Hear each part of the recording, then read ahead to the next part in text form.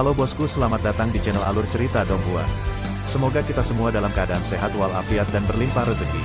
Saat ini Mimin ingin membagikan kembali alur cerita dari film Donghua, Legend of Martial Immortal, dan Mimin ingin mengingatkan bahwa konten ini full spoiler.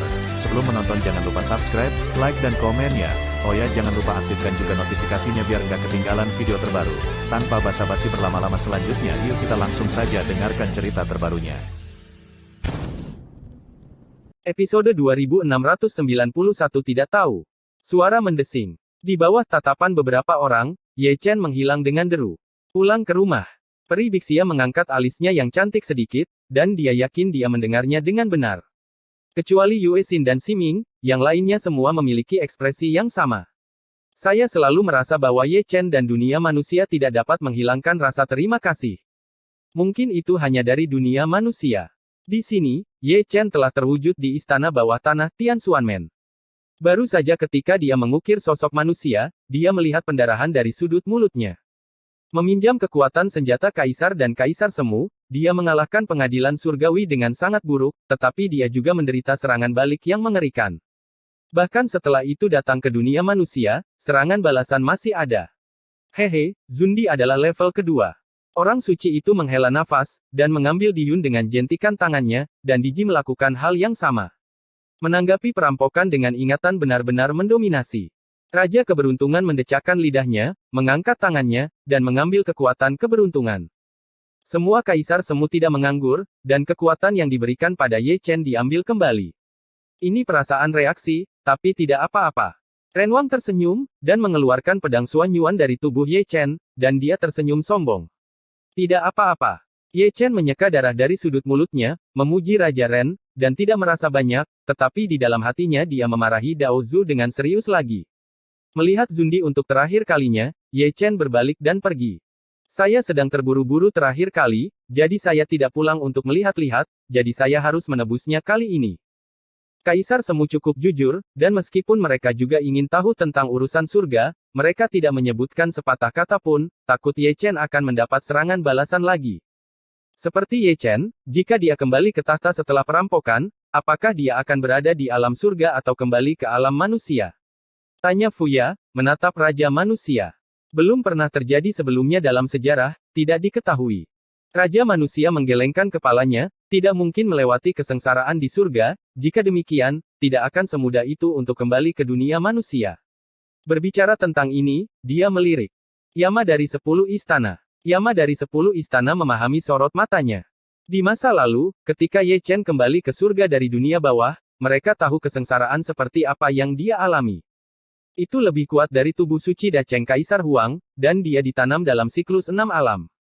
Itu bisa dilihat betapa menakutkannya jalan itu. Surga dan dunia bawah adalah sama. Jika Ye Chen melewati kesengsaraan di surga, itu tidak masuk akal. Pasti ada jalan menuju surga, dan jalan itu mungkin lebih menakutkan daripada 6 alam reinkarnasi. Ini Zundi tingkat kedua, dan telah melampaui tingkat kultivasinya sebelum Yingji. Jika dia melewati Yingji, apakah kultivasinya akan kembali sebelum Yingji? Dilao menggosok dagunya dan menatap Raja Ren. Semua terserah saya benar-benar tidak tahu. Renwang terbatuk, yang disebut sampah perang tahu segalanya, dan terkadang dia tidak tahu ketika dia mengajukan 3 pertanyaan. Aneh, terlalu aneh memiliki ingatan untuk menanggapi perampokan, dan itu bawaan dari kecelakaan, dan sisa jiwa leluhur Zhou Tian tidak dapat dijelaskan dengan jelas. Dia tidak bisa memberitahu Ye Chen, dan dia tidak bisa memberitahu tanggapan Jining Suang terhadap perampokan itu. Kedua pasangan ini semuanya pelaku kejahatan. Yang lainnya, Ying Jie, berlatih dengan hidup mereka, tetapi mereka tidak dapat mengejar kultivasi Ying Jie sebelumnya. Untungnya, mereka berdua telah melampauinya dalam waktu sesingkat itu. Untuk sesaat, aula menjadi sunyi. Lebih dari 80% kaisar semu menyentuh dagu mereka, mengelus janggut mereka, dan bertanya-tanya apa yang mereka pikirkan. Jenderal nomor 1 masih hidup, menanggapi malapetaka itu.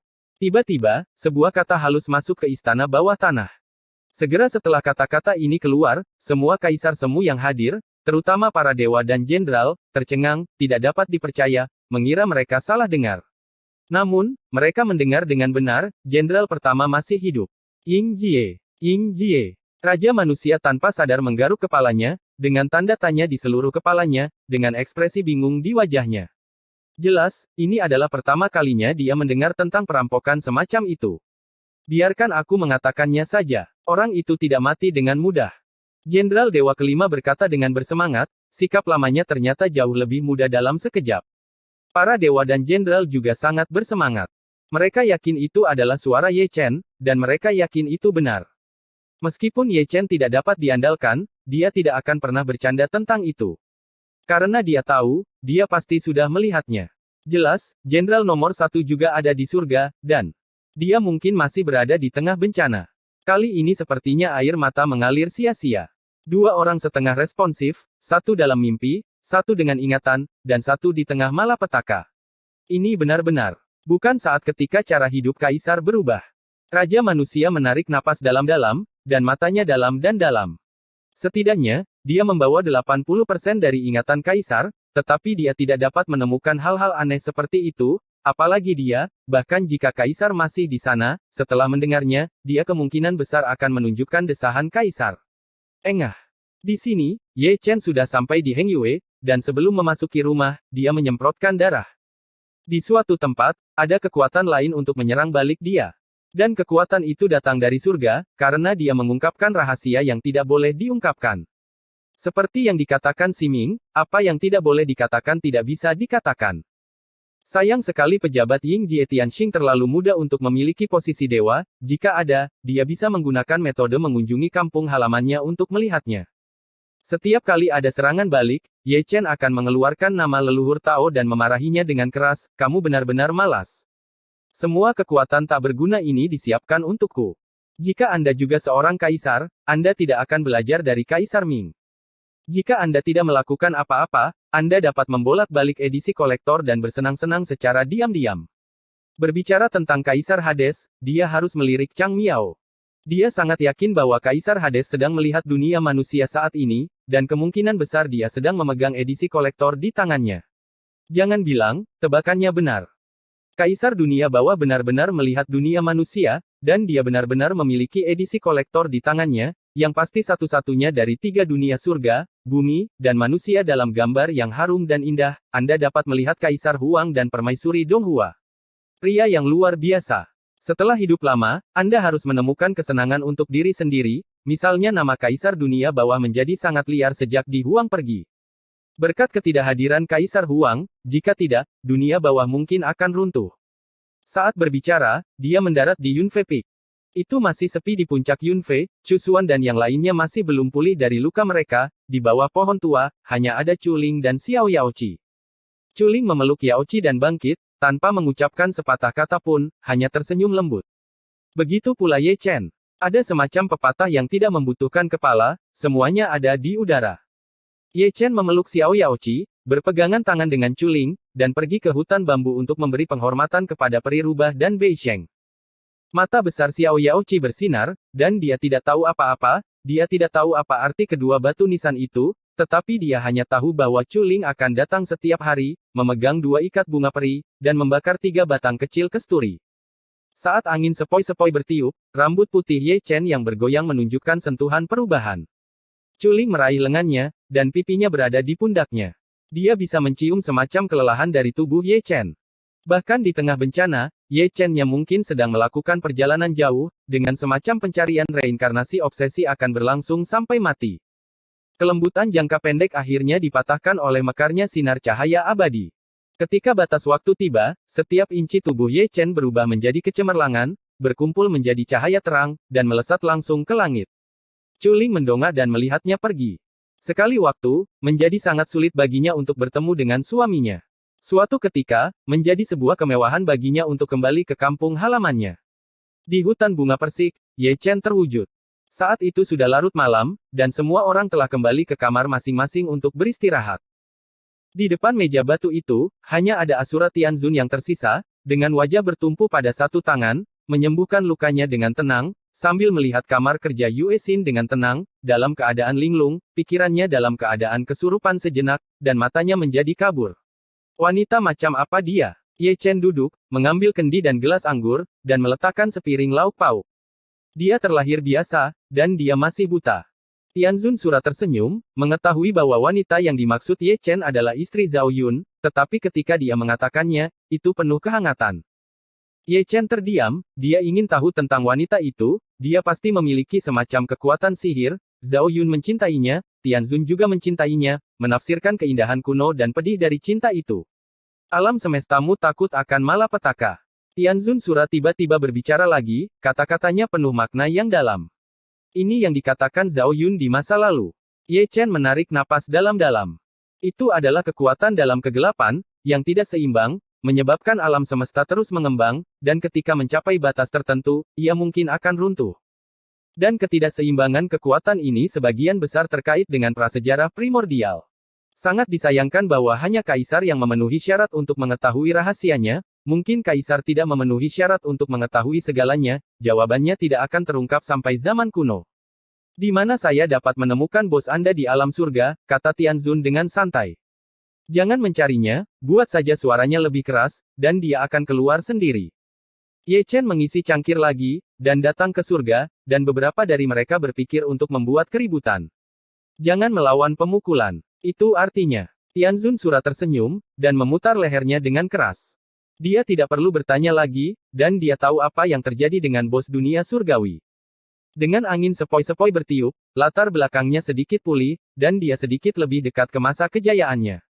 Dibandingkan dengan dia dan pelaku kejahatan, Ye Chen lebih baik daripada Ye Chen saat dia pulih. Setelah minum segelas wine keruh, orang bisa melihat cahaya dingin di mata mereka berdua, terpantul di wine. Diburu sangat menyedihkan, jadi jangan hanya membicarakannya, dan ketika Anda kembali ke kondisi puncak, Anda pasti akan menemukan Yin Ming untuk menyelesaikan kasus ini.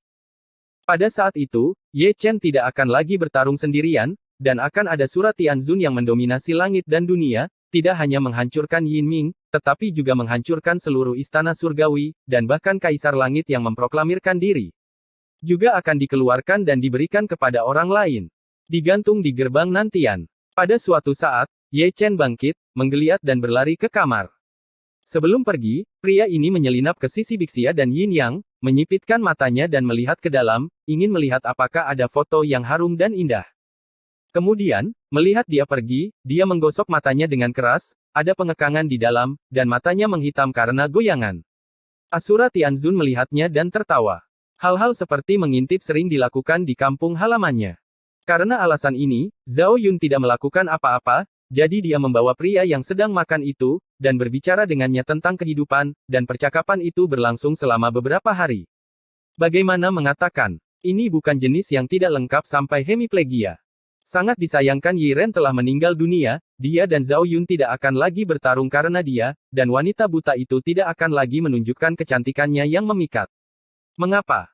Tianzun menghela nafas, meminum minuman terakhirnya, tiba-tiba berbalik, dan berjalan selangkah demi selangkah ke kedalaman hutan bunga persik, dengan pantulan cahaya bintang, punggungnya suram dan berubah-ubah. Episode 2692 Langit Berbintang Tanpa Batas. Keesokan harinya, Ye Chen dan yang lainnya berangkat sebelum fajar. Yang disebut keberangkatan berarti pergi ke daerah yang lebih terpencil. Adapun hutan bunga persik, bagi mereka, itu hanyalah perhentian sementara. Hanya menyalahkan, identitas Yin yang terlalu istimewa. Pengadilan surgawi ini, bagaimanapun, adalah dinasti keluarga Yin, dan akan sangat menyakitkan untuk melaporkan berita tersebut. Yang paling penting adalah Ye Chen tidak ingin mengganggu kehidupan biasa ini. Saya harap kita tidak akan bertemu satu sama lain di medan perang di tahun-tahun lain. Diiringi oleh transmisi suara berkabut Ye Chen, punggung beberapa orang itu berangsur-angsur menjauh. Kata-kata ini secara alami diucapkan kepada Yin Yang. Mungkin, dengan keputusan kekaisaran dari Yin Ming, Yin yang akan dipanggil kembali, dan kemudian dia akan memimpin pasukan istana surgawi untuk menyerang Huasan dan menyatukan dunia Sanxian. Duduk di pengadilan, Yin Ming tidak sebaik Yin Yang. Tetapi dalam hal berbaris dan berperang, pangeran ketiganya, Yin Yang, dapat mengalahkan Yin dan Ming di 10 jalan. Melihat kepergian Ye Chen, Yin Yang tetap diam.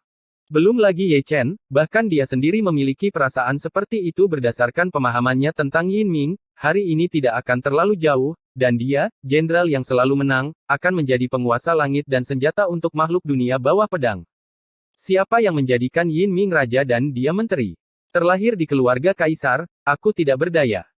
Dixia berkata dengan lembut meraih lengan Yin Yang, dia memahami keadaan pikiran suaminya dengan cukup baik, tidak peduli seberapa jauh mereka bersembunyi, mereka tidak dapat menghapus fakta bahwa Yin Yang adalah seorang pangeran, sebagai putra dari keluarga kerajaan, sejak dia dilahirkan, dia ditakdirkan untuk bersedih. Sukses atau gagal cepat berlalu. Yin Yang menutup matanya sambil tersenyum, membungkuk dan mengambil Bixia, dan langsung pergi ke kamar kerja. Apa yang kamu lakukan di siang bolong? Membuat anak. Aha. Pintu tertutup, dan tirai di samping tempat tidur jatuh. Lalu, ada derit tempat tidur. Untung juga Ye Chen dan yang lainnya pergi lebih awal, jika mereka mendengar suara ini, mereka pasti akan berlari kembali dan menonton siaran langsung sebelum pergi. Di sini, Ye Chen sudah meninggalkan gerbang kota, setelah mengidentifikasi arah, dia langsung pergi ke barat, mencari tempat terpencil untuk menyembuhkan lukanya. Sepanjang jalan, masih banyak tentara dan jenderal surgawi, tetapi mereka semua terlalu besar untuk kalah. Mereka sepertinya tidak ada di sini untuk menangkap orang. Mereka jelas bepergian di gunung dan sungai. Mereka menguap, malas, dan cium semua orang yang mereka temui. Apakah kamu sudah melihatnya? Baru pada malam hari Ye Chen berhenti. Di depannya ada sebidang hutan sunyi yang tidak bisa dilihat sekilas, diperkirakan lebih besar dari Nanchu.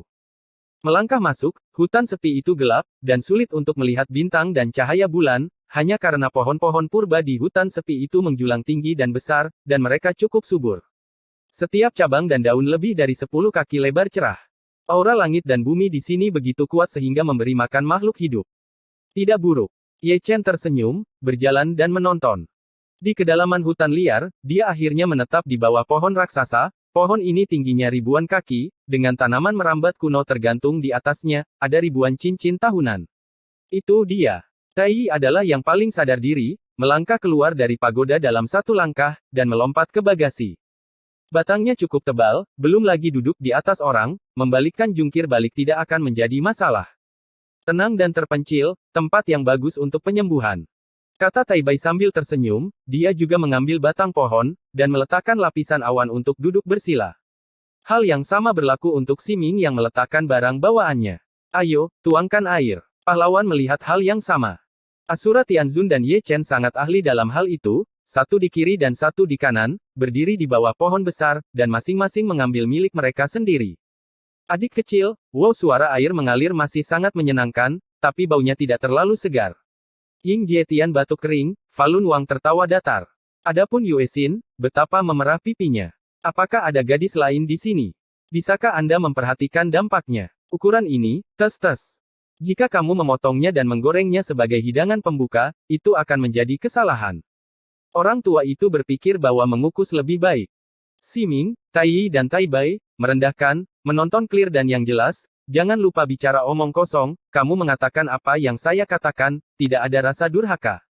Di sini, baik Ye Chen maupun Tianzun gemetaran, dengan wajah segar. Terlihat kedua lelaki itu saling memandang dengan mata sipit, seolah-olah berkata, milikmu tidak sebesar milikku. Namun di mata semua orang, integritas mereka telah hancur. Anda milik Fa Lun Wang, perasaan yang paling nyata, seorang Kaisar Chu yang agung, seorang Surat Tianzun. Setelah episode kecil, Ye Chen melilit batang pohon. Di sisi lain, Surat Tianzun juga menemukan tempat yang bagus, dia benar-benar seorang master yang tidak tahu malu. Yue Xin duduk di sana, dan dia duduk di sana, tersenyum, dan selalu ingin mengobrol dengan orang-orang tentang cita-cita hidup, seperti hal-hal di tempat tidur. Sangat disayangkan bahwa Yue Xin jatuh ke dalam kondisi menutup matanya. Rahasia untuk menjemput perempuan. Di batang pohon yang berlawanan, Ye Chen tersenyum dan berkata, apakah kamu masih perlu mengajariku? Cih. Ye Chen tidak menganggapnya serius, dan memasukkan pil 8 pola ke dalam mulutnya. Pembunuhan sebelumnya terlalu gila, dan lukanya terlalu berat, ditambah dengan serangan balik, fondasinya telah rusak, dan akan membutuhkan waktu pemulihan. Untungnya fondasinya cukup kuat, dan ketahanannya juga sangat mendominasi, hanya masalah waktu sebelum dia kembali ke kondisi puncaknya. Malam berangsur-angsur semakin dalam, dan semua orang memejamkan mata. Asura Tianzun juga merasa bosan, duduk bersila, dan ditekan selama 100 tahun, dan butuh waktu lama untuk mengumpulkan fondasi yang dikonsumsi. Di sini sepi, tapi dunia luar masih hidup. Sampah, banyak sampah. Di bawah bulan, di kamar Yin Ming, teriakan keras datang. Penguasa surga menjadi gila lagi. Berdiri di depan pintu rumahnya, kadang-kadang Anda dapat mendengar raungannya, berteriak keras, tetapi tidak berani meninggalkan kamar tidur, tidak hanya tidak berani keluar, tetapi juga memanggil banyak dewa tua untuk menjaga, dan pesona selalu terbuka, saya takut Ye Chen akan membunuhnya tiba-tiba. Para penguasa langit berdiri di hadapan Yang Mulia, dan mereka tidak berani bernapas dengan berat. Adapun Yang Abadi tua, meskipun mereka duduk, mereka tidak terlihat sangat tampan. Ketika mengepung dan membunuh Ye Chen, kebanyakan dari mereka menderita kerugian dan kehilangan muka. Temukan untukku. Jika kamu masih hidup, kamu ingin melihat orang, dan jika kamu mati, kamu ingin melihat mayat. Yin Ming berdiri di aula singgasana emas, dengan wajah ganas, matanya merah dan siap menyemburkan darah, dan dia menggertakkan giginya. Ye Chen telah membuatnya gila dan kehilangan akal. Alam abadi atas sangat luas. Menemukan seseorang seperti menemukan jarum di tumpukan jerami. Kata-kata Yuyu tiba-tiba terdengar, datang dari luar aula, halus dan sunyi. Sebelum dia selesai berbicara, dia melihat seorang lelaki tua masuk, berpakaian linen kasar, bersandar pada tongkat berkepala naga, di atasnya digantung piring gosip, tidak banyak nyawa yang tersisa. Dia adalah Yang Mulia Abadi dari surga. Meskipun dia akan dimakamkan di bumi, senioritasnya sangat tinggi, dan dia juga seorang yang keras, bahkan jika Kaisar Giok ada di sini, dia harus melakukan upacara junior. Kedatangannya mengejutkan seluruh orang banyak. Belum lagi Yin Ming, bahkan semua dewa tua berdiri bersama, dan masing-masing membungkukkan tangan dengan ekspresi hormat. Yang ini adalah Abu yang asli. Pengadilan surgawi malu, dan saya meminta Yang Abadi tua untuk menegakkan keadilan. Yin Ming secara pribadi menganugerahkan kursi itu, dan sambil mendukung keabadian yang luas, katanya penuh harap. Saya datang ke sini untuk masalah ini ketika saya meninggalkan Bea Cukai. Yang Mulia Hao Miao Yang Abadi berkata dengan tenang, dan dengan jentikan tangannya, langit berbintang tiba-tiba muncul, dan bintang-bintang berkelap-kelip. Langit berbintang yang luas. Melihatnya, semua Yang Abadi dan Yang Abadi berkumpul bersama, seolah-olah mereka mengenali kekuatan supernatural macam apa itu, dan juga sepertinya mengetahui misteri kekuatan supernatural ini.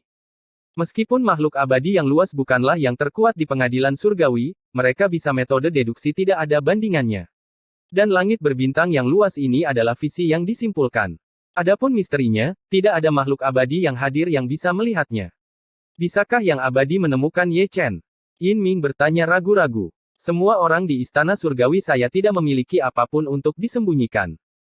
Peri besar itu berkata dengan santai, terus-menerus menghiasi langit berbintang, mata tua yang keruh, cahaya yang berkedip-kedip, dan taoisme yang tak berujung, terjalin dan berevolusi. Di kedalaman hutan liar, Ye Chen, yang sedang duduk bersila, sedikit mengernyit, membuka matanya secara terbuka, menatap langit, dan sedikit menyipitkan matanya, dia juga ahli dalam deduksi, dan dia bisa merasakan bahwa seseorang sedang menonton, dan disimpulkan bahwa avatar sedang menonton. Dengan mendengus dingin, dia mengorbankan kekuatan Zhou Tian untuk menutupi nafasnya. Tampaknya ada beberapa orang yang mampu di surga. Di batang pohon yang berlawanan, Sura Tianzun juga membuka matanya, seolah-olah dia juga tahu metode deduksi, meskipun dia tidak mahir seperti Ye Chen, tetapi dia menyadarinya. Ledakan. Ketika keduanya melihatnya, mereka tiba-tiba mendengar ledakan yang mengguncang hutan yang sepi. Ye Chen dan mereka berdua memejamkan mata dan melihat ke barat bersama. Ledakan itu datang begitu tiba-tiba hingga hatiku bergetar, itu bukan gelombang perang, tapi kekuatan misterius, tapi aku tidak tahu kekuatan macam apa itu. Seharusnya Gunung Buzu. Siming Xingjun mengelus janggutnya dan memandang ke langit barat. Mari kita sembuhkan dengan ketenangan pikiran, aku akan melihatnya. Kata Ye Chen, naik ke langit dalam satu langkah, melewati dahan dan dedaunan yang lebat, ke kehampaan yang luas, mengikuti sumber gemuruh, dan menuju langsung ke barat. Dulu, koordinat ruang yang diberikan oleh Raja Manusia mengacu pada Gunung Buzu. Di dalamnya, ada harta karun yang tersembunyi. Adapun harta macam apa itu, dia bertanya berkali-kali, tetapi dia tidak mendapat jawaban dari Raja segala raja. Dengan kata lain, Raja pria juga tidak tahu. Dia mungkin telah memasuki Gunung Buzu, tetapi dia belum bisa mendapatkan harta itu karena kurangnya moralitas dan perbuatan. Setelah meninggalkan hutan sepi, Ye Chen sedikit mengernyit lagi. Meskipun dia menuju ke barat, matanya melihat ke timur, dan kekuatan deduksi mengejarnya lagi. Dialah yang meremehkan pihak lain, dan pencapaian deduksi sama sekali tidak kalah dengannya. Kekuatannya tampaknya tersembunyi. Ye Chen mendengus dingin, dan dengan kekuatan Zhou Tian, berubah menjadi pedang tak terlihat, dan menebas Ming Ming. Yang Mulia Hao Miao yang abadi mendengus teredam, dan langit berbintang luas yang terbentang bergetar dan hampir runtuh. Bintang-bintang yang bertebaran di atasnya meredupkan cahaya bintang mereka, dan mereka runtuh satu per satu. Yang Mulia Abadi. Semua yang abadi bergegas maju. Aku benar-benar meremehkannya. Grand Immortal Venerable Hao Miao mencibir, mampu menyerang melalui kabut, roh batu kecil yang dia simpulkan juga harus menjadi orang yang mahir dalam deduksi, dan pencapaiannya cukup tinggi, bahkan tidak kalah dengan dia, itu sangat bagus untuk mematahkan deduksinya kali ini buktinya. Di mana itu dihitung? Yin Ming bertanya tanpa sadar. Masih pergi ke alam abadi, beri orang tua ini waktu. Master abadi Hao Miao tersenyum santai, mata lamanya berkilau lagi, dan ada sentuhan menggoda. Episode 2693 Gunung Buzu. Di bawah bulan, Ye Chen melakukan perjalanan jauh-jauh. Saat melewati hutan pegunungan, dia mengorbankan gerbang domain, mengukir koordinat, dan menyeberang. Pada titik tertentu, dia meninggalkan gerbang kerajaan. Di kejauhan, ada sekelompok gunung. Kandangnya tertutup kabut, dan hanya prototipe gunung yang bisa dilihat. Itu mengungkapkan perubahan kehidupan kuno, dan angin yang bertiup darinya penuh dengan kedinginan. Bahkan Tuan Muda Ye menggigil di sekujur tubuhnya, sangat dingin. Itulah Gunung Buzu, tempat terlarang di surga. Ye Chen menutup gerbang domain dan berjalan perlahan. Gunung Buzu cukup aneh. Dalam beberapa juta mil, ada sebidang tanah hangus di mana tidak ada satu helai rumput pun yang bisa tumbuh. Tidak ada orang di sini, dan kebanyakan dari mereka tidak ingin orang datang ke sini. Ketika dia benar-benar datang ke Gunung Buzu, Ye Chen merasa kedinginan, dan setiap embusan angin datang dari jiwa yang dingin. Jika orang yang datang ke sini tidak cukup kuat, dia bisa langsung dipadamkan menjadi abu oleh hawa dingin. Tidak heran jika orang asli Huasan memperingatkan bahwa jika Anda tidak mencapai alam kuasi kaisar, jangan pergi ke Gunung Buzu. Menghadapi hawa dingin ini, bahkan tingkat kultivasi yang rendah pun tidak dapat menghentikannya. Saya benar-benar tidak tahu mengapa pria itu, Raja Manusia, masuk. Dia harus dirampok ke surga, dan tingkat kultivasinya mungkin tidak sesuai dengan Kaisar Semu.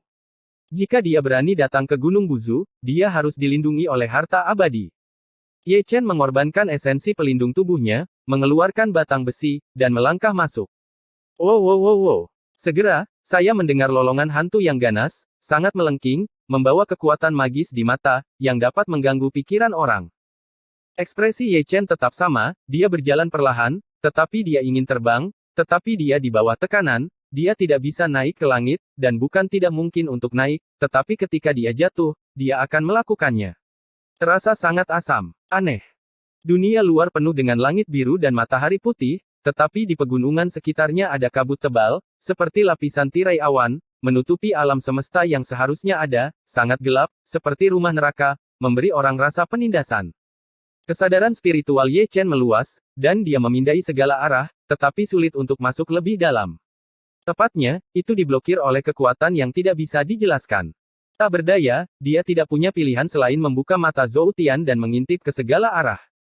Di depan ada hutan, tanah retak dan tanah hangus, pepohonan kering dan gelap, dan banyak tengkorak tergantung di dahan.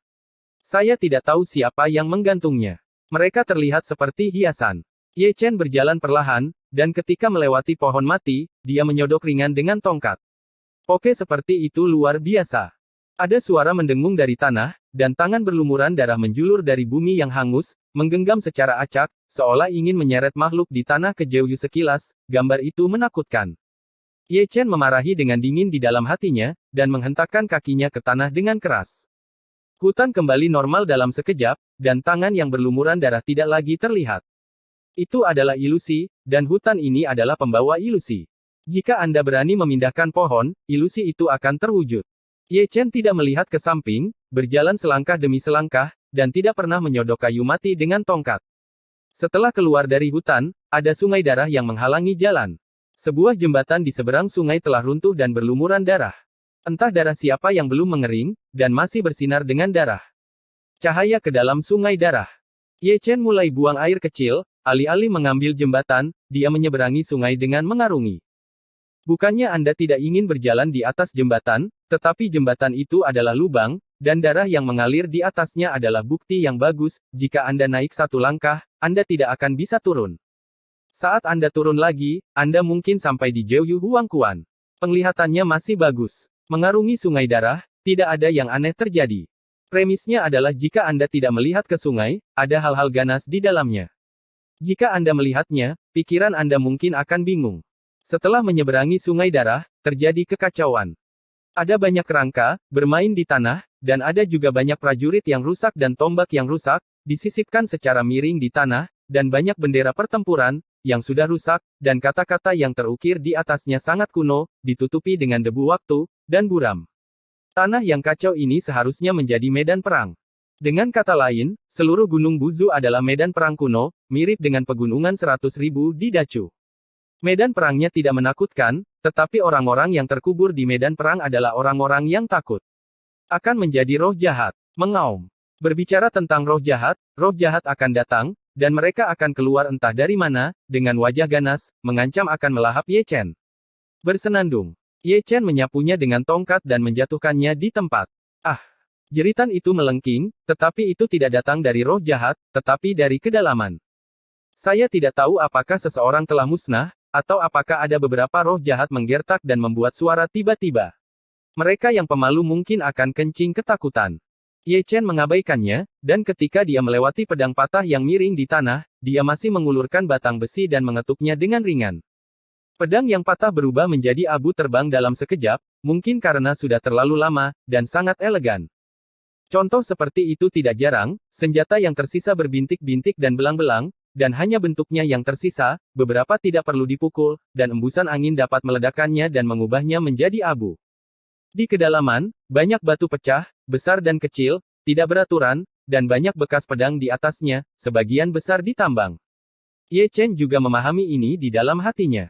Sebelum Yinming menjadi master, dia mengelola banyak bengkel batu, dan batu-batu di bengkel batu semuanya diangkut keluar dari Gunung Buzu.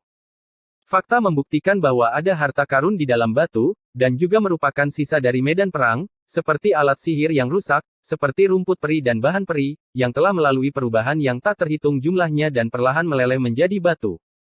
Seperti batu jenis ini, mata telanjang tidak dapat melihatnya, karena batu di sini secara inheren diwarnai dengan kekuatan misterius, yang dapat diisolasi dari pengintipan. Karena itu, ada teori bertaruh pada batu. Retakan. Retakan. Sepanjang jalan, Ye Chen memiliki sesuatu untuk dilakukan, dia berjalan dan mengetuk sepanjang jalan, dan setiap batu pecah, dan mungkin seorang bayi akan pingsan. Jangan katakan itu benar-benar bermanfaat. Itu adalah buah peri yang menambah umur panjang, surga telah punah, adapun yang dia hancurkan, itu tidak lengkap, saya tidak tahu siapa yang membunuh 1000 pisau dan menggigitnya. Dengan penyesalan di wajahnya, Ye Chen masih mengambil minuman itu dan menyegel buah peri itu. Coba gigit, ini juga buah peri. Tidak meledak, jika buah peri ini dikeluarkan, berapa banyak orang tua yang akan buru-buru membelinya. Retakan. Retakan. Jenis suara ini tidak ada habisnya.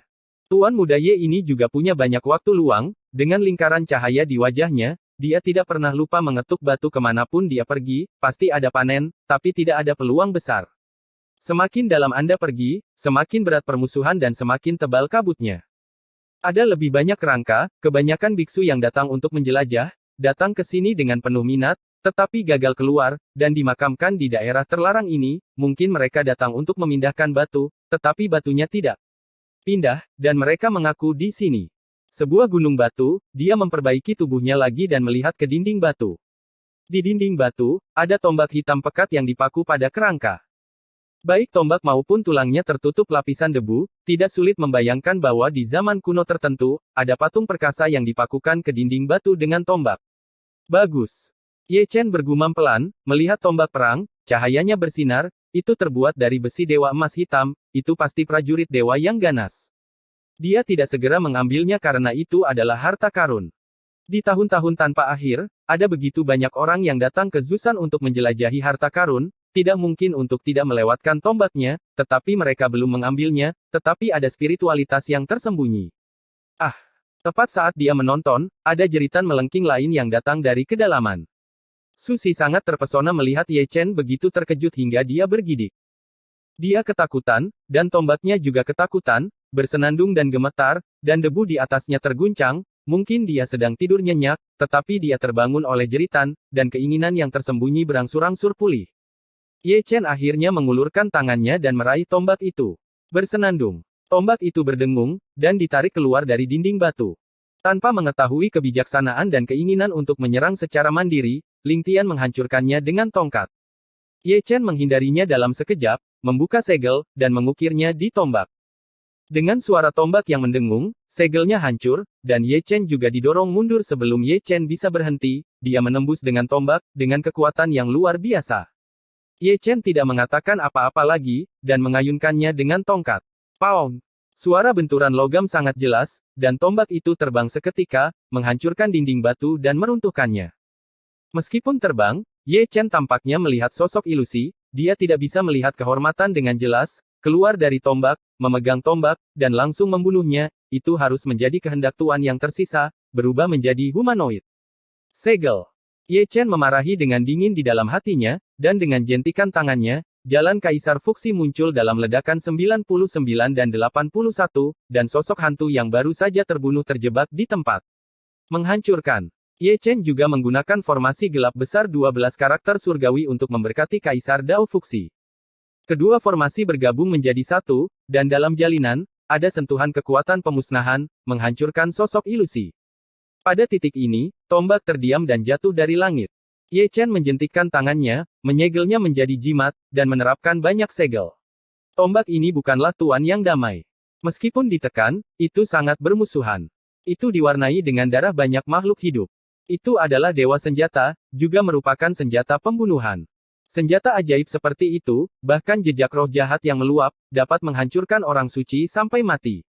Menyingkirkan tombak, Ye Chen terus masuk lebih dalam. Setengah seperempat jam kemudian, dia kembali ke posisi semula, menggosok matanya, dan bergoyang di tempat, kepalanya pusing, dan dia bisa melihat darah menetes dari sudut matanya, mengalami reaksi yang mengerikan. Ketika sudah jelas lagi, dia mengambil batang besi dan masuk lagi. Tidak lama kemudian, dia duduk di depan sebuah danau. Danau itu jernih dan tembus cahaya, berkilauan dengan angin, bersinar dengan cahaya bersih, dan ada udara perih di atas, berkabut karena hujan dan kabut, dan ada bunga perih dan rumput liar di tepi danau, masing-masing diwarnai dengan embun. Siapa sangka ada danau yang begitu sunyi di Gunung Buzu, yang begitu gelap sehingga bukan musim gugur, dan tidak sesuai dengan pemandangan yang gelap dan sepi.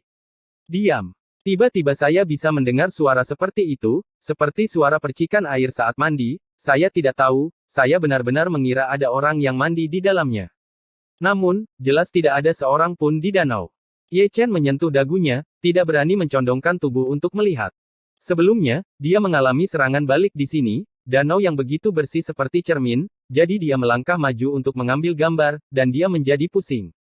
Dia mengulurkan tongkatnya lagi dan menyodok danau. Pound! Suara semacam ini cukup renyah, seperti benturan logam. Apa-apaan, itu cermin. Ye Chen mengangkat alisnya, dan tongkat itu memanjang sesuai, dia memegang ujung lainnya, dan mengetuk satu demi satu, dengan suara berdebar. Mengetuk, dia menginjaknya selangkah demi selangkah. Begitu diinjak, bukan lagi cermin, tapi danau lagi.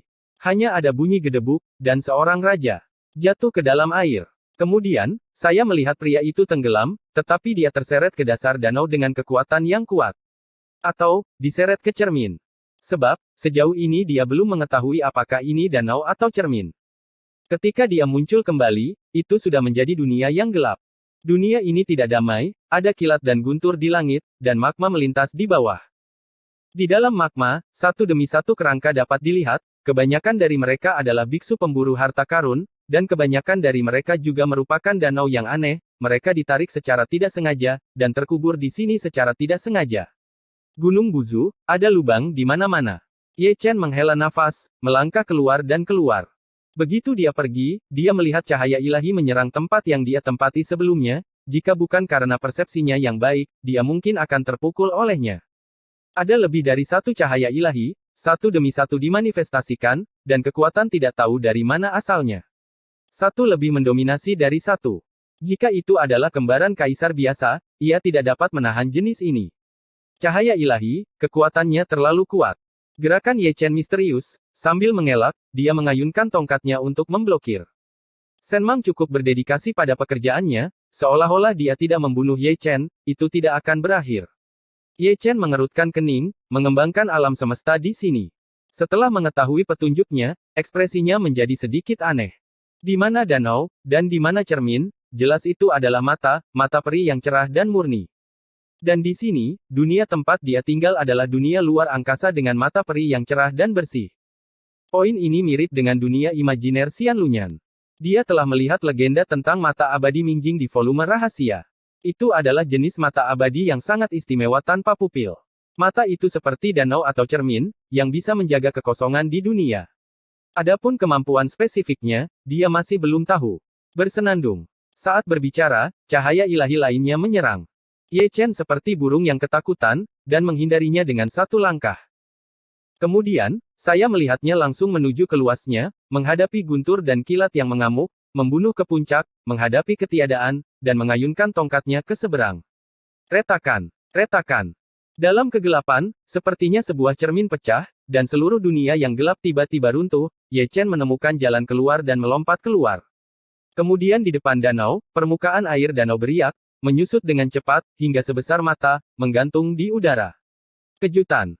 Ye Chen tersenyum, mengulurkan tangan dan meraihnya, menggantungnya di telapak tangannya, dan melihat ke atas dan ke bawah. Ini adalah mata peri, benar-benar tidak memiliki pupil, tetapi memiliki kekuatan misterius, bahkan jika dia melihatnya untuk waktu yang lama, dia akan merasa kesurupan. Tanpa sadar, dia mengintegrasikan mata peri yang cerah dan bersih ke mata kirinya. Hal yang memalukan adalah mata Xian menyatu sesaat, lalu keluar lagi di saat berikutnya, sepertinya memiliki semacam spiritualitas, dan sepertinya mengatakan, kamu tidak cocok.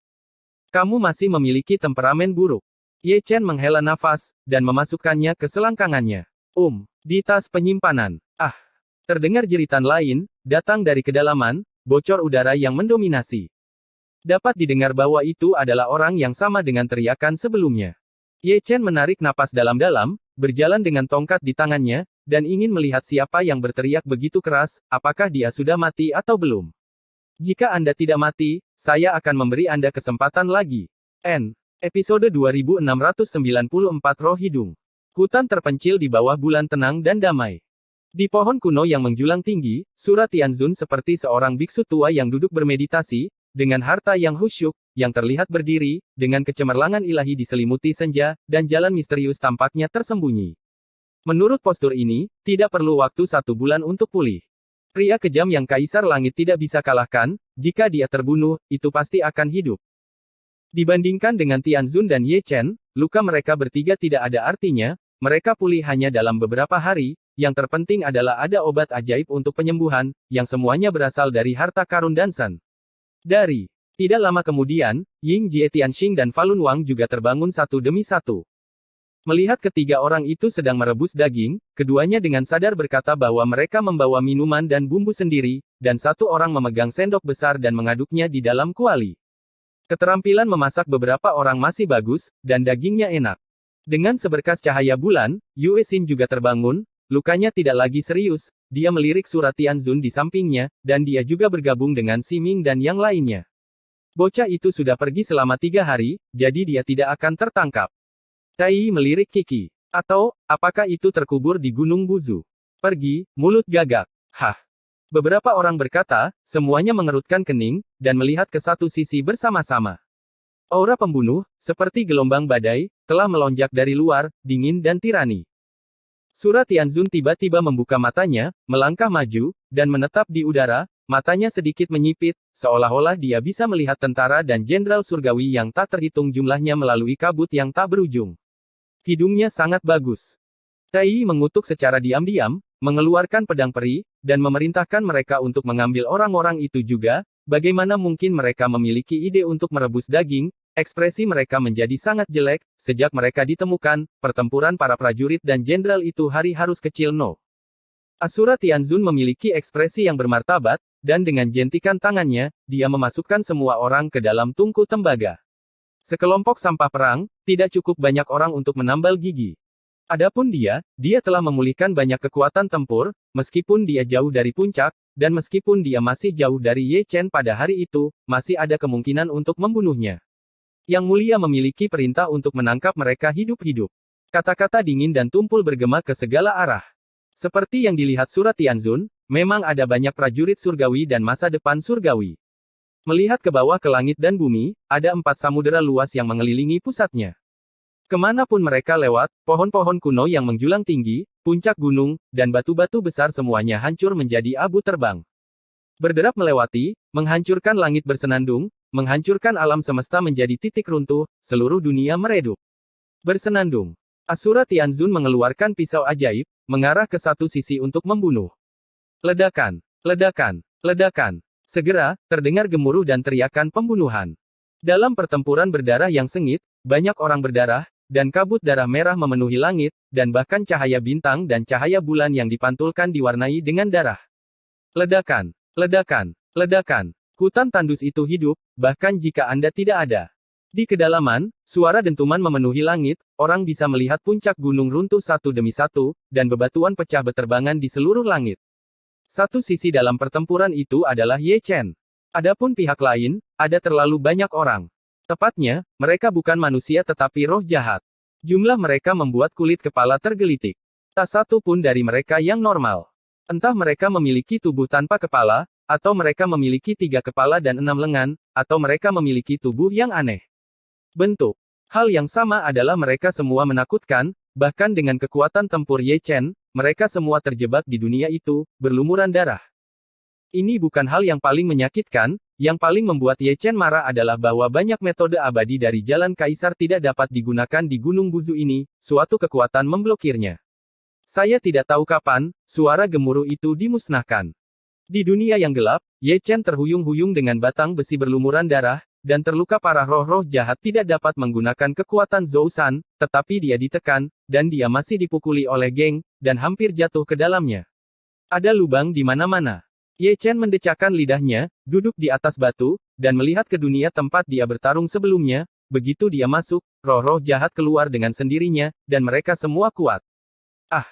Ada jeritan lain, masih melengking, datang dari dalam. Ye Chen terlalu malas untuk membaca, dan memasukkan segenggam pil ke dalam mulutnya. Dia mengambil slip giok yang dibawa oleh Raja Tuo Siming, dan koordinat yang terukir di atasnya adalah tempat dia berada saat ini, tidak melihat harta karun.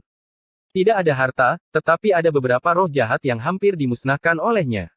Setelah menerima slip giok, dia melihat sekeliling. Medan perang kuno ini lebih aneh dari yang dibayangkan, karena semacam kekuatan, alam semesta terus berubah, alam semesta berubah, dan ruang juga berubah. Artinya, koordinat spasial yang diberikan oleh Raja tidak berguna. Yang patut ditegaskan adalah bahwa pasti ada harta karun yang besar di Gunung Zusan ini, dan Raja segala raja sangat menghargainya, dan tidak boleh diremehkan. Setengah jam kemudian, dia bangun lagi dan berjalan keliling dunia. Wow wow wow. Semakin dalam Anda pergi, semakin keras suara rengekan, saya tidak tahu apakah itu angin dingin yang mengamuk, atau memang ada hantu yang melolong, dan orang-orang yang mendengarnya bingung. Tidak lama kemudian, dia terlihat berdiri diam lagi. Dan di depannya, dia telah berjalan melewati hutan gelap sebelumnya. Seperti yang dia harapkan, dunia Gunung Buzu terus berubah. Jika Anda datang ke satu tempat, Anda akan datang lagi jika Anda tidak tinggal di sana. Karena, saat ini, dia tidak dapat lagi menemukan jalan saat itu, dan bagian depan dan belakang semuanya berwarna abu-abu. Satu-satunya hal yang tetap sama adalah lolongan sedih di kedalaman. Saya tidak tahu idiot yang mana, tetapi ketika dia lengah, dia akan selalu melolong seperti itu. Fuxi, kamu membuatku kacau. Ye Chen mengutuk dalam hati, melangkah melewati hutan untuk kedua kalinya, dan menyeberangi sungai darah. Adegan setelah itu berbeda dari sebelumnya. Dia berjalan dan melihat sepanjang jalan, dan melihat banyak hal aneh, seperti peti mati tembaga yang tergantung terbalik di tebing. Seperti mayat kuno tanpa kepala duduk di bawah pohon tua dalam keadaan linglung. Seperti sosok cantik menari di lautan amukan. Api. Bukan apa-apa, yang menjijikkan adalah roh jahat, yang berspesialisasi dalam serangan diam-diam. Dia telah bertarung berkali-kali, dan sebagian besar waktu, dia melarikan diri karena malu. Terlebih lagi, dia semakin terkejut di medan perang Gunung Buzu. Di zaman kuno itu, berapa banyak orang yang berpartisipasi dalam pertempuran, dan seberapa tinggi tingkat kultivasi para peserta. Mungkin mereka semua adalah kaisar semu di puncak Seon. Karena kekuatan merekalah roh-roh jahat yang dibesarkan di sini begitu kuat dan ganas. Justru karena kekuatan mereka aura yang tersisa mengganggu alam semesta, dan bahkan dia tidak dapat menahan pikiran jahat di banyak tempat. Sekali lagi, dia datang ke hutan gelap. Ini adalah ketiga kalinya dia datang ke sini, sepertinya dia menabrak tembok dan tidak bisa berbalik, dari waktu ke waktu dia akan mengunjungi kembali tempat lama. Pada hari ini, dia tidak tahu berapa lama dia berjalan. Dia mengangkat kepalanya untuk melihat ke langit, tetapi tidak ada bintang atau cahaya bulan. Semuanya adalah awan kabur, menutupi pandangannya, seperti kabut di benaknya, ditekan hingga mendesis dan menderu. Dentang-dentang. Saat dia berjalan, dia tiba-tiba mendengar ringkikan burung phoenix, yang sangat halus dan terkadang tidak ada. Ye Chen mengangkat alisnya, dan langsung pergi ke satu sisi, menyeberangi sungai hitam panjang, dan melintasi puncak gunung yang layu, sebelum menetap di sebuah lembah. Di kejauhan, sepertinya ada manik roh yang bersinar terang, terutama melotot di lembah yang gelap. Burung phoenix yang meringkik tadi datang dari sana. Ye Chen menyipitkan matanya sedikit, dan menatap ke kedalaman. Itu bukan mutiara roh, tapi bunga peri, berlama-lama dalam energi peri, kemegahan, dan bentuknya aneh, 3 bagian seperti burung vermilion dan 7 bagian seperti luan biru. Jika Anda perhatikan dengan teliti, ada juga penampakan burung phoenix yang terlahir kembali dari abu, disertai dengan burung phoenix yang meringkik, terjalin dan berubah. Bunga phoenix. Ye Chen bergumam pelan, nadanya tentatif, tapi cahaya di matanya sudah mekar. Itu benar, itu persis bunga phoenix, bahan yang digunakan untuk memurnikan pil kebangkitan 9 putaran. Meskipun saya belum pernah melihatnya, saya pernah mendengarnya. Itu persis sama dengan bunga peri di lembah saat ini. Jika itu bukan bunga phoenix, tidak ada hantu yang akan mempercayainya. Episode 2695 Bunga Phoenix di Tangan. Semoga beruntung, sangat beruntung. Ye Chen tersenyum, dan tidak bisa menahan diri untuk tidak menjilat bibirnya. Seperti yang dikatakan Siming di masa lalu, memang ada bahan untuk menyempurnakan pil kebangkitan 9 putaran di gunung ini. Dia memiliki buah kilin, rumput peri naga Yinming, dan bunga phoenix gunung Buzu. Adapun bahan yang tersisa, Taois Kunlun tua memiliki semuanya, dan bahan untuk pil kebangkitan 9 putaran semuanya tersedia. Tunggu saja dia kembali ke surga dan mencairkan api yang kacau, lalu dia bisa mulai memurnikan, dan kebangkitan dewa alam liar yang besar sudah dekat. Kamu gadis iblis, mungkin kamu bisa memberiku ciuman.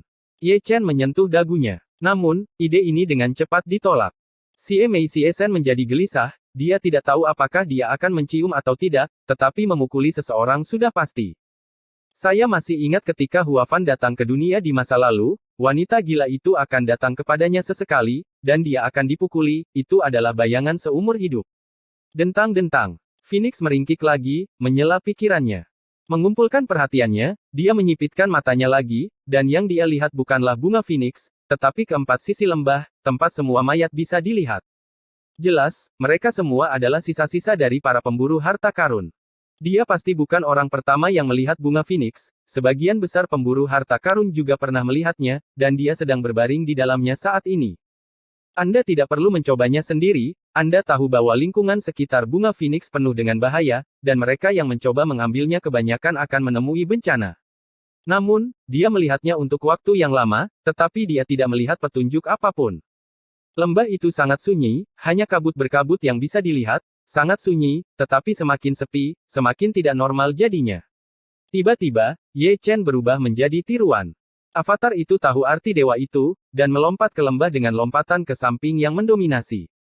Namun, sebelum dia mendarat, dia melihat goyangan itu menjadi abu, tidak bertiup, jeritan itu dihilangkan. Ye Chen sedikit mengernyit, lalu mengorbankan klon kedua. Engah.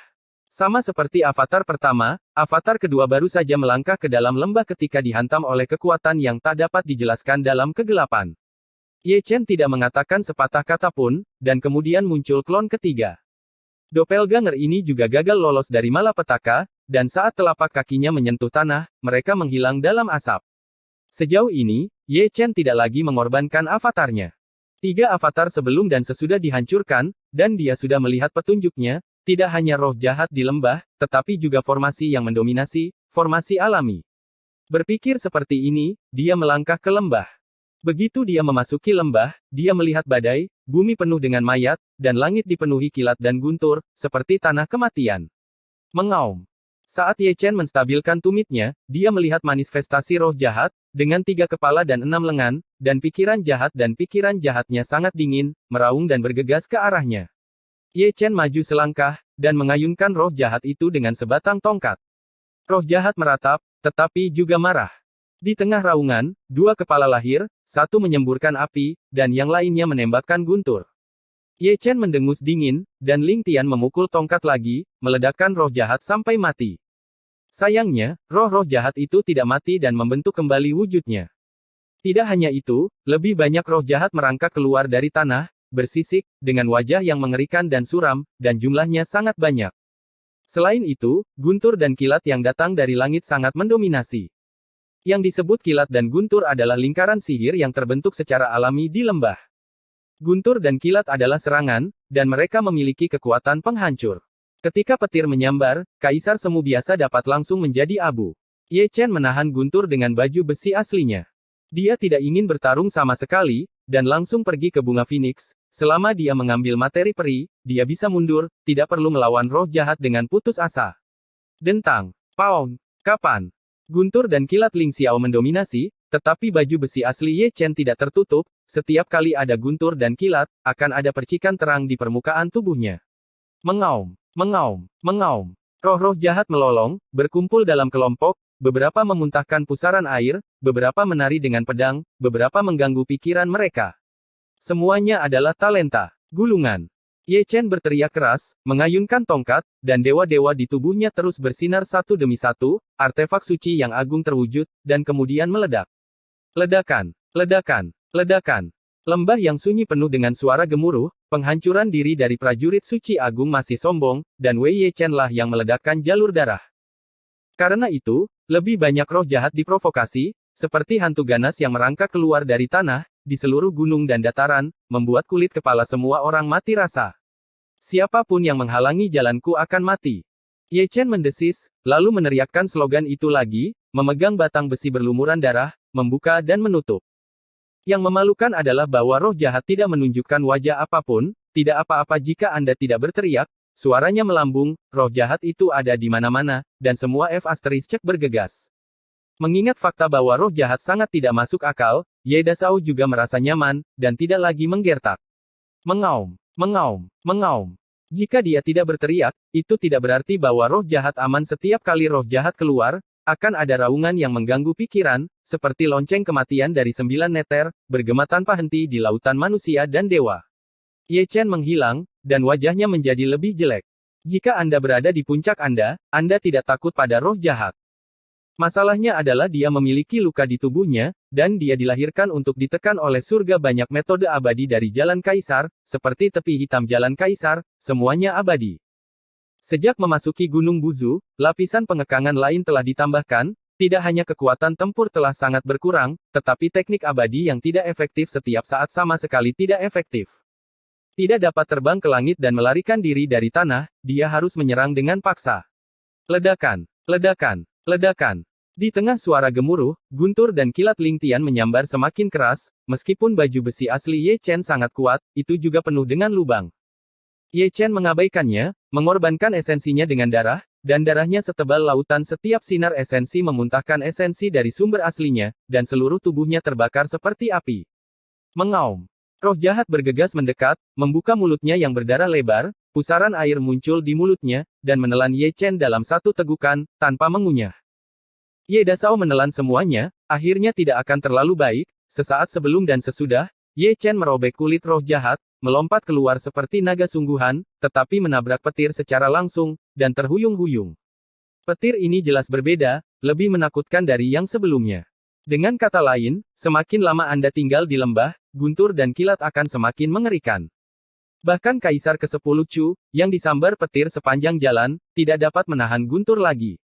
Dengan langkah yang mengejutkan ini, roh jahat yang tidak diketahui jumlahnya tiba, membuat Ye Chen kewalahan. Gulungan. Begitu Ye Chen meminum dentang, tongkat itu menjadi besar, dan menyapu seluruh area dengan satu tongkat. Menabrak.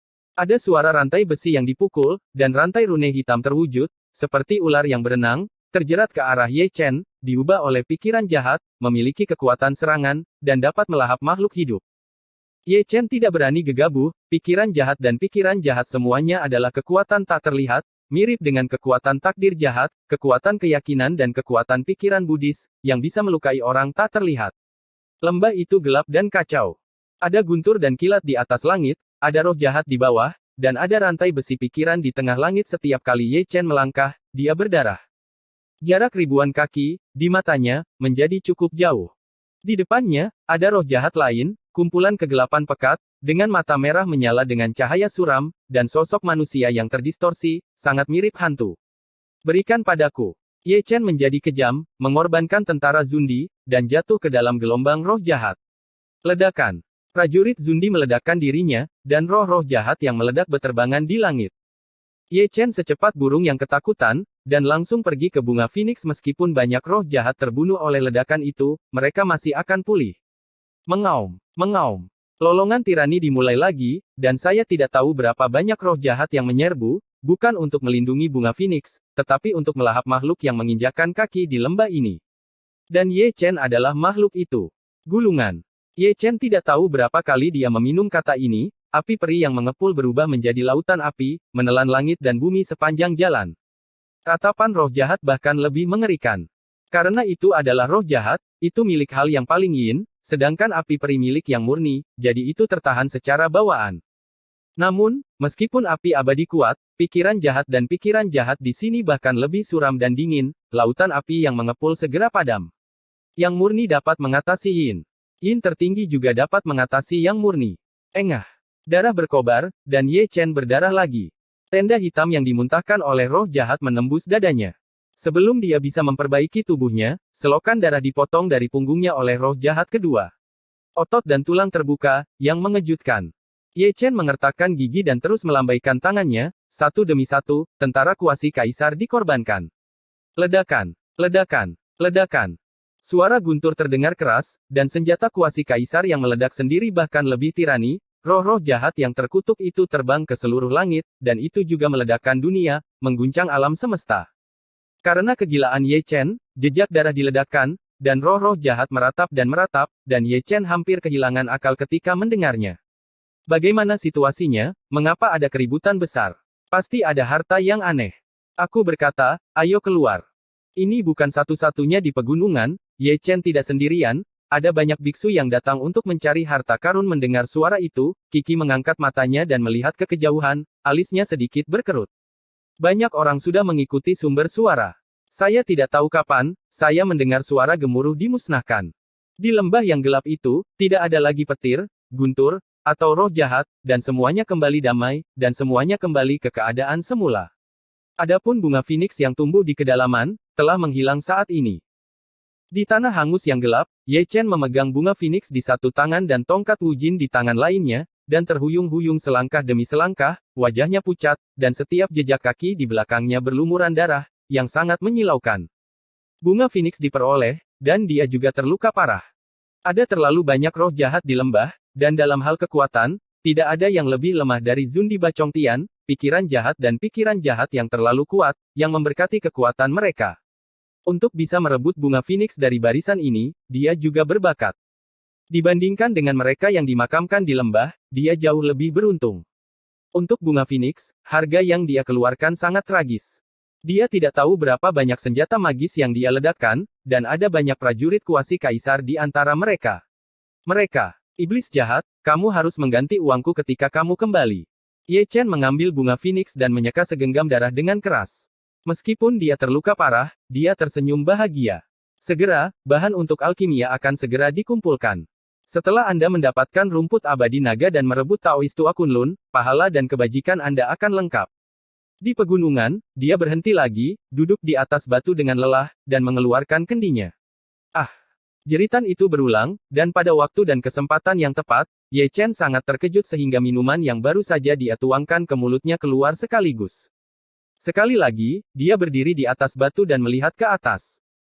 Sejak datang ke Gunung Buzu ini, jeritan yang mendominasi itu terdengar dari waktu ke waktu. Saya tidak tahu apakah itu manusia atau hantu, tapi saya tahu itu lebih dalam. Ketika dia melihatnya, tiba-tiba terdengar suara jalan besar dan surga, yang sangat halus dan misterius. Karena suara hari itu, Gunung Buzu menjadi sangat luar biasa. Di bumi yang hangus, tunas menembus tanah, dan seluruh dunia tampak memiliki sentuhan kehidupan. Buku surgawi tanpa kata.